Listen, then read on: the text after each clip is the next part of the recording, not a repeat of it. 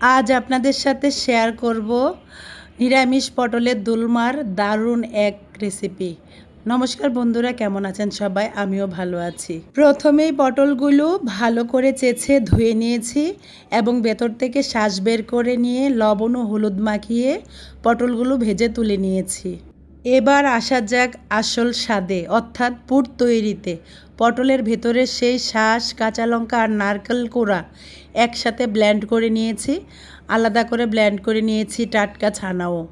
কড়াইতে সামান্য তেল দিয়ে ব্লেন্ড করা শাঁস ও কাঁচা লঙ্কা ভালো করে নেড়েচেড়ে নিলাম। এরপর এতে হলুদ, লবণ, চিনি আর মরিচের গুঁড়ো দিয়ে ততক্ষণ কষিয়েছি যতক্ষণ না কাঁচা গন্ধটা চলে যাচ্ছে।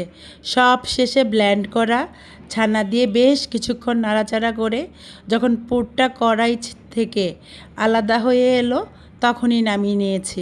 পুর ঠান্ডা হলে পটলগুলোর ভেতরে সাবধানে পুর ভরে নিয়েছি। এই রান্নাটা করেছিলাম বৃহস্পতিবারে আমাদের নিরামিষ খাওয়া হয়।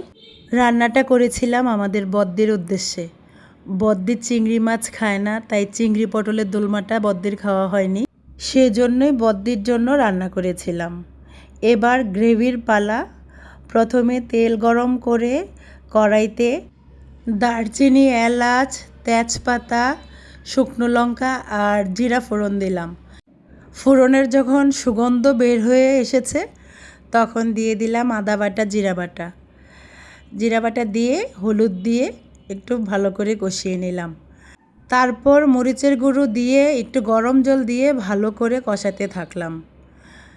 কষানো হয়ে গেলে গ্রেট করা টমেটো দিয়ে ভালো করে কষিয়ে নিলাম যতক্ষণ না টমেটোর কাঁচা গন্ধ যায়।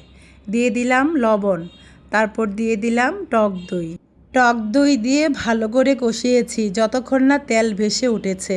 তারপর দিয়ে দিলাম স্বাদ বাড়ানোর জন্য চিনি, নিরামিষে এমনিতে একটু চিনি লাগে।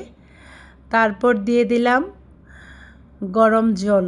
যখন ঝোলের বলক এসেছে তখন দিয়ে দিলাম পুর ভরে রাখা পটলগুলো, আর এটা একটু সাবধানে নাড়াচাড়া করতে হবে। তারপর দিয়ে দিলাম চেরা কাঁচা লঙ্কা। সব শেষে ঘি, গরম মশলা দিয়ে নামিয়ে নিলাম। বেশ তৈরি আমাদের অসাধারণ নিরামিষ পটলের দোলমা। গরম ভাতের সাথে এর স্বাদ মুখে লেগে থাকার মতো। আমার পরিবারের সবাই তো খুব ভালো খেয়েছে, আর ভালো রিভিউ পেলে রান্না করতে আরও ভালো লাগে। তো ভালো থাকবেন, রান্নাটা কেমন লাগলো জানাবেন। টাটা।